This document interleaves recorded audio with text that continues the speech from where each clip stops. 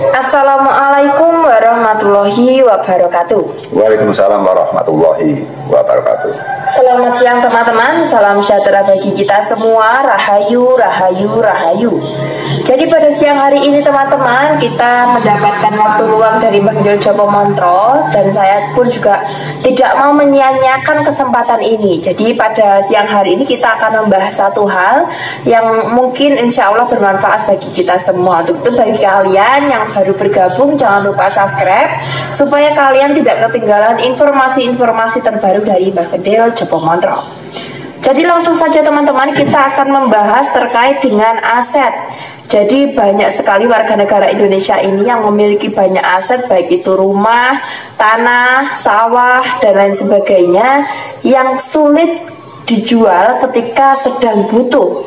Jadi kita mungkin sebagai manusia biasa ya teman-teman, kita melihat bahwa orang yang memiliki banyak aset itu hidupnya mulia dan lain sebagainya.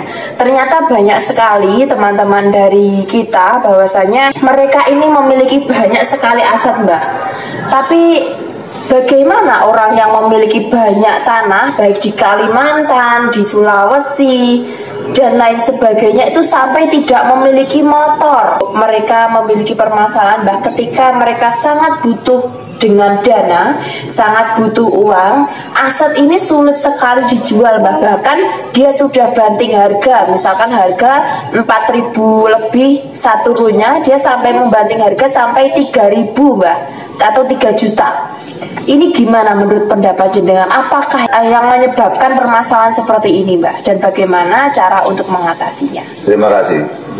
Banyak sekali dari saudara-saudara kita yang memiliki aset, bahkan tidak hanya ratusan juta, bahkan ada miliaran atau triliunan yang mereka kesulitan sekali untuk menjual.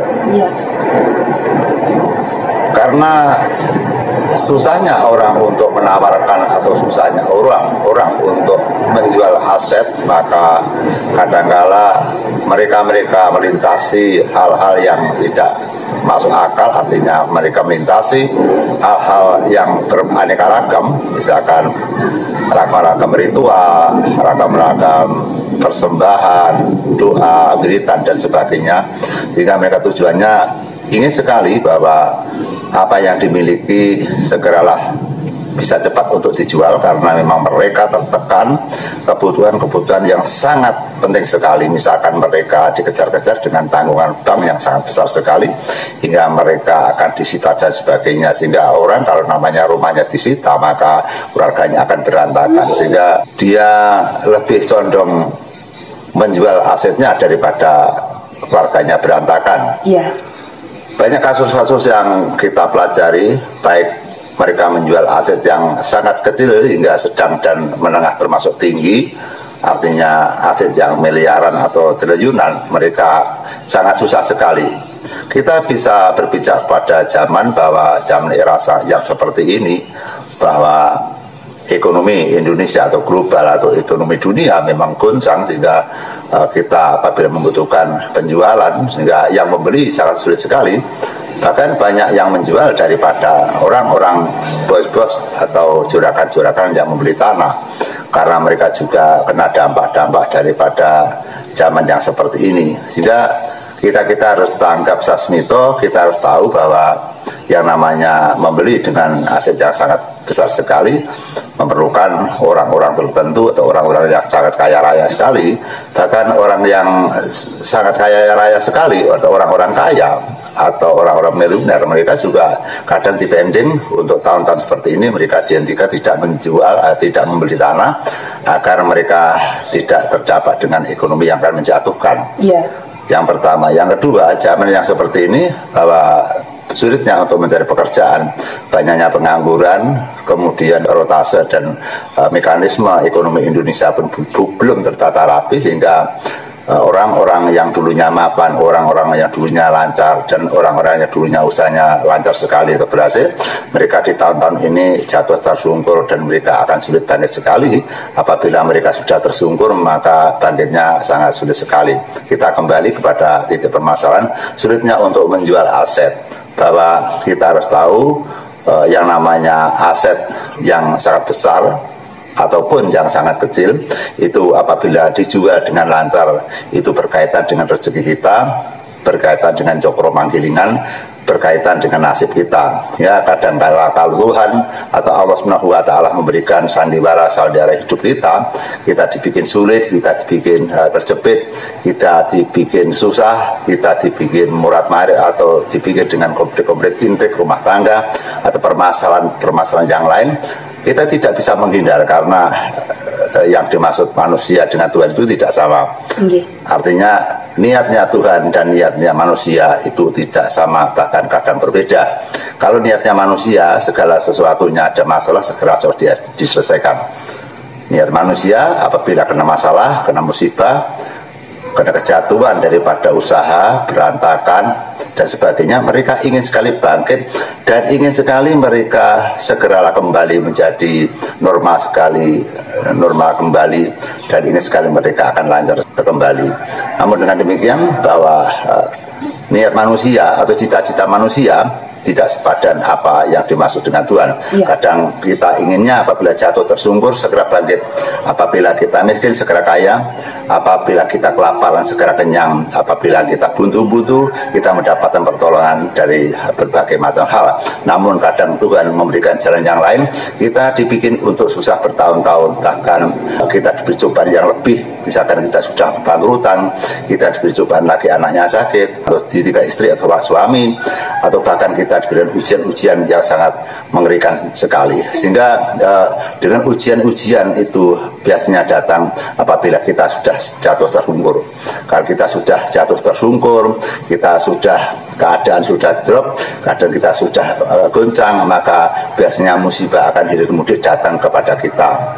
Karena manusia yang jelas itu diberikan cobaan oleh Tuhan atau diuji oleh Tuhan sebatas mana, semampu mana, agar kita bisa menghadapi cobaan dari Allah Subhanahu wa taala. Kadang-kadang kita diberi cobaan itu kita benci kepada Tuhan, karena kita memandang tetangga sebelah, kita memandang kepada teman kita, memandang orang-orang yang jauh lebih mulia, jauh lebih mapan, jauh lebih bahagia, jauh daripada ekonomi kita. Tapi kita hanya seperti ini.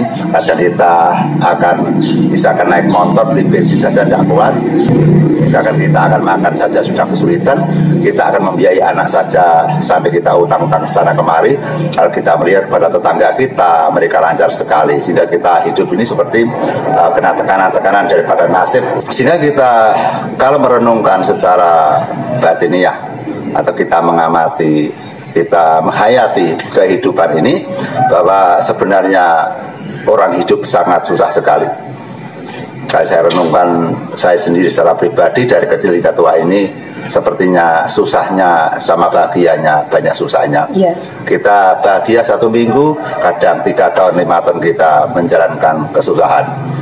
Kadang kita berpikir di dalam kehidupan ini kita jenuh hidup, kadang kita bosan hidup, kadang kita sudah muak dengan kehidupan ini, karena kita sangat susah sekali untuk balik menjadi orang yang sempurna. Artinya orang sempurna, orang yang bercukupan segala sesuatunya. Setahu saya kehidupan manusia serba kurang, serba bincang, serba kesulitan dalam bentuk apapun. Kita setiap hari, setiap saat selalu diberikan sesuatu yang kita sulit menyelesaikan, dan kita hanya bahagia sebentar, namun kita menjalankan kesusahan yang sangat lama sekali. Untung kita selalu mengingat dengan yang namanya bertakwa pada Tuhan. Kita selalu punya Tuhan, kita selalu beragama, dan kita selalu bertakwa, dan kita selalu iling kepada Tuhan. Disitulah letak kita bisa menjalani kesabaran. Walaupun kesabaran itu ada batasnya, tapi apabila kita lebih peka lagi, apabila kita lebih jernih dan dalam lagi, memang kehidupan seperti ini, sehingga benar yang dikatakan para sesepuh, jagat budaya mong rame, ramuning jagat saking tingkah pakartini manungsa dhewe, senajan saking tingkah pakartini manungsa dhewe, manungsa dipanangake golek kamardikan, syukur bagi golek kamardikan batin. Itu wejangan dari para nenek moyang kita. Artinya bahwa dunia itu seperti ini, sebahagia-bahagianya orang, semulia-mulianya orang, sekaya-kayanya orang, tetap manusia diberi cobaan, tetap diberi susah. Karena di dalam jagat memang ada susah dan bunga, dan manusia harus melewati susah dan bunga melewati sengsara dan mulia atau mengalami kebahagiaan dan kesengsaraan. Namun dengan demikian teman-temanku, kita akan melibatkan banyak sekali para teman kita, saudara kita yang mereka terhimpit utang atau mereka punya masalah sangat besar sekali, dan mereka yang dimiliki hanya aset atau memiliki harta benda mati seperti rumah, tanah, sawah dan sebagainya.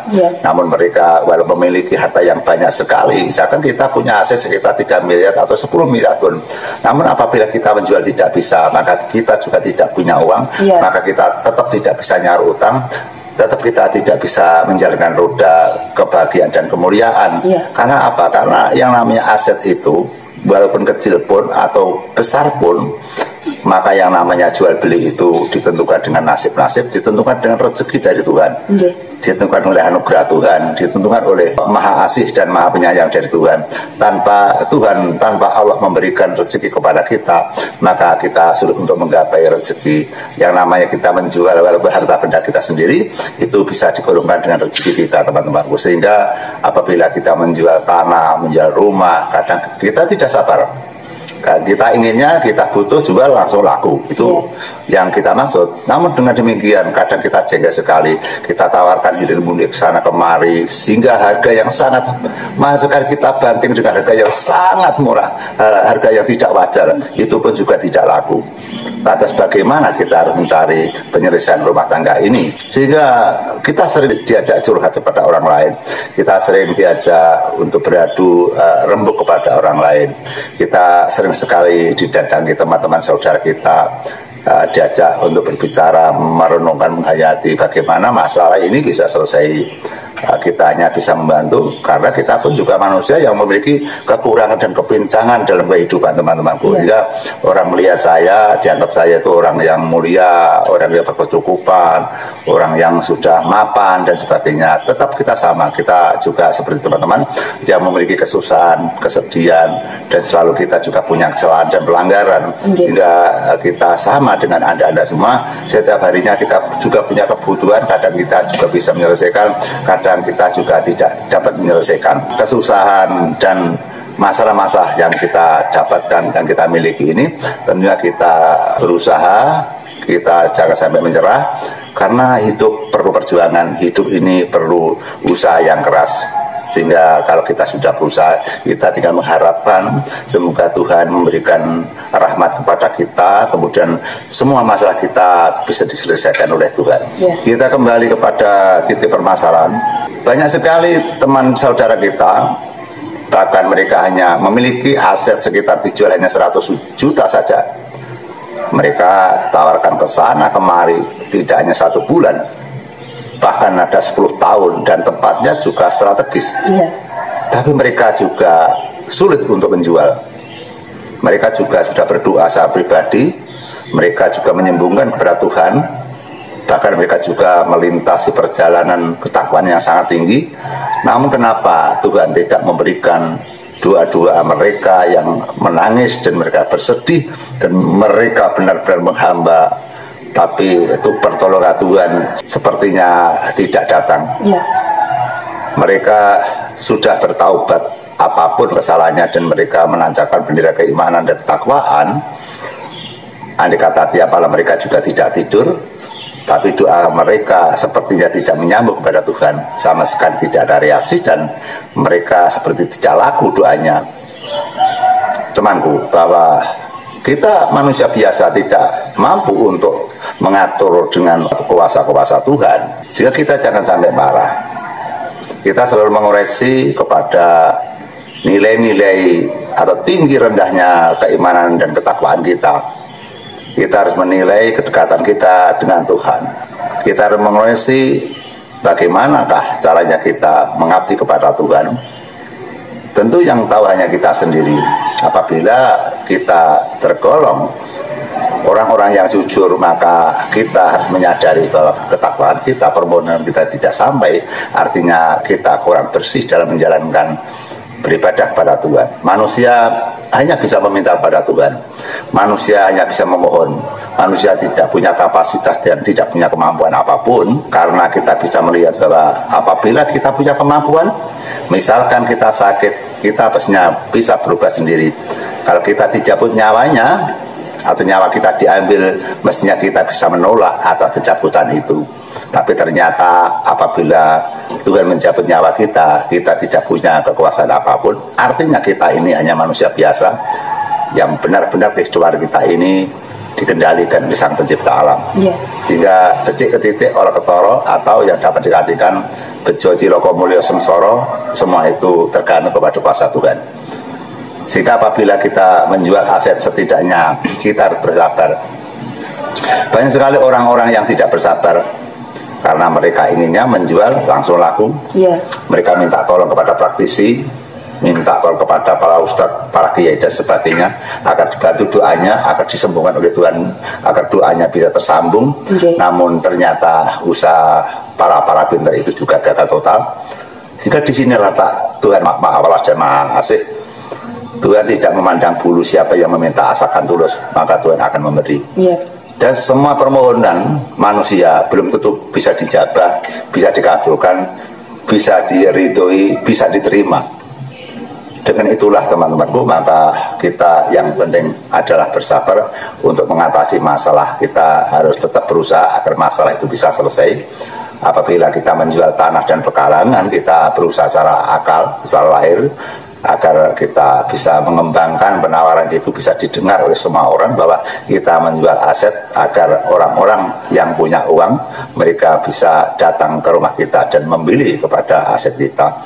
Di samping itu kita tancapkan bendera keyakinan kita kepada Tuhan, karena pertolongan yang sebenarnya adalah pertolongan dari Tuhan. Tidak ada pertolongan yang hakiki, tidak ada pertolongan yang handal, tidak ada pertolongan yang benar-benar tulus, kecuali hanya pertolongan daripada Tuhan Yang Maha Esa. Sehingga kita sering sekali menerima tugas-tugas dari teman-teman agar untuk membantu. Artinya hanya membantu teman-temanku, hanya membantu bagaimana caranya agar aset itu dijual dengan cepat atau dijual dengan mudah. Namun rata-rata orang yang minta tolong, rata-rata mereka tidak sabar. Mereka yang dimaksud beberapa hari, beberapa minggu, beberapa bulan, mereka harus menuntut, harus laku. Seperti halnya Tuhan itu seperti Bapak kita yang dapat diajak bicara. Kita tahu bahwa Tuhan tidak berwujud dan sulit untuk diajak komunikasi. Sehingga walaupun kita punya permintaan dan permohonan, maka ketentuan-ketentuan berhasil dan tidaknya kita pun juga tidak tahu. Makanya di dalam kita mengajukan permohonan, kita pasrah sumarah-marah Gusti, kita serahkan kepada Tuhan. Ya Allah, ya Robbi, ya Allah, ya Tuhan Yang Maha Esa. Kita sudah mengajukan permohonan. Apabila permohonan diterima, maka kami berterima kasih atas ridhomu. Apabila tidak diterima, ya tentu saja kita tetap memohon kepada Tuhan dan kita bersabar, kita tetap berusaha. Sehingga kita tidak boleh misalkan merendahkan, menjatuhkan kekuasaan Tuhan. Kadang-kadang kalau orang merasa minta sesuatu kepada Tuhan tidak terkabul, mereka kadang tidak percaya bahwa Tuhan itu ada. Mereka bilang bahwa Tuhan itu tidak ada karena saya meminta tidak diberi. Setelah saya meminta permohonan sama sekali tidak ada pertolongan. Kadang-kadang orang-orang seperti itu karena mereka merasa tersakiti, tidak tersampaikan doanya. Kita harus mengoreksi bahwa segala sesuatunya apabila kita sungguh-sungguh, kita betul-betul, kita tulus, lurus kita cara menghadap, lurus cara kita bertakwa. Namun harapan 75%, harapan kita, tujuan kita, niat kita, doa kita, insya Allah akan diberikan ijabah, akan dikabulkan. Banyak orang yang minta tolong ke sini itu mereka kan selalu menuntut agar segera berhasil, Mbak. Tapi kadang mereka itu cuma mengandalkan 100% kepada praktisi yang mereka mintai bantuan. Jadi apakah kira-kira misalkan saya punya aset, saya ingin jual, misalkan saya meminta sama Mbak Kendel, apakah saya juga harus ikutan melakukan doa tersebut atau terus tumplek-blek jenengan yang melakukannya atau gimana itu? Ya, terima kasih. Misalkan ada saudara kita nggak perlu bilang masalah pasien atau siapapun, yang penting saudara kita yang minta tolong karena mereka merasa sudah capek, mereka sudah muak, mereka sudah capek sekali berdoa dan doa mereka juga tidak dijabah oleh Tuhan. Mereka minta bantuan kepada praktisi atau sejenisnya. bahwa mereka mempercayakan bahwa dianggaplah praktisi atau orang-orang tertentu dari ustadz, kiai dan sebagainya, dianggap orang-orang yang punya kapasitas yang lebih. Mereka menganggap bahwa kalau doanya dari praktisi, doanya dari sesepuh, doanya para alim ulama, doanya para kiai, para ustadz, dianggap doa yang mudah sekali dimanjurkan, mudah sekali diterima, mudah sekali ditanggapi oleh Tuhan, mudah sekali dikabulkan. Teman-temanku, sebenarnya kita itu sama saja. Kita sulit untuk jujur bahwa sebenarnya manusia hanya bisa berdoa, hanya berkata-kata saja. Manusia tidak punya kemampuan apapun, walaupun kita sering dimintai tolong. Kita hanya mengajukan permohonan yang tidak beda kepada doa-doa saudara. Doa-doa saudara tidak begitu jauh dengan doa-doa kita, karena kita tetap meminta kepada Tuhan. Namun yang menjadi perbedaan hanyalah yang pertama kesucian hati, yang kedua adalah niatnya, yang ketiga adalah cara-cara kita para pemohon, yang kelima perbedaannya adalah bagi mereka-mereka yang sering-seringnya mereka menyebut nama Tuhan, yang bersujud kepada Tuhan, maka secara ramalan atau secara prediksi maka doa mereka-mereka akan mudah dikabulkan daripada mereka yang sama sekali tidak menyembuhkan kepada Tuhan, atau bagi mereka-mereka yang benar-benar mereka kurangnya bertakwa bersujud kepada Tuhan. Sehingga tetap berbeda bagi menggunakan sekitar 9 jam atau 15 jam, maka tentu mereka akan dekat dengan Sang Pencipta.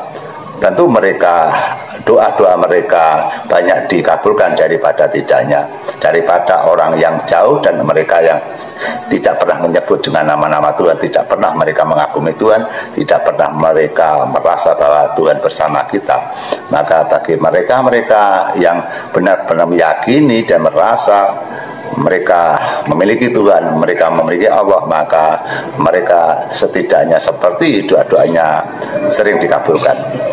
Jika kesimpulan teman-temanku bahwa tentang penjualan aset atau tanah atau perkara rumah apapun, apabila kita mengalami kesulitan, kesenjangan, tetap kita bersabar. Sehingga kita jangan sampai putus asa dan kita merendahkan kuasa Tuhan, sehingga apabila cara satu gagal pakai cara dua gagal, cara ketiga dan sebagainya, sehingga cara-cara tersebut yang akan disampaikan kepada Tuhan barangkali ada cara yang disenangi oleh Tuhan dan akan dikabulkan. Karena cara kita belum tentu Tuhan itu senang. Nah, cara 1, 2, 3 sampai 10 nanti ada salah satu cara yang disenangi Tuhan.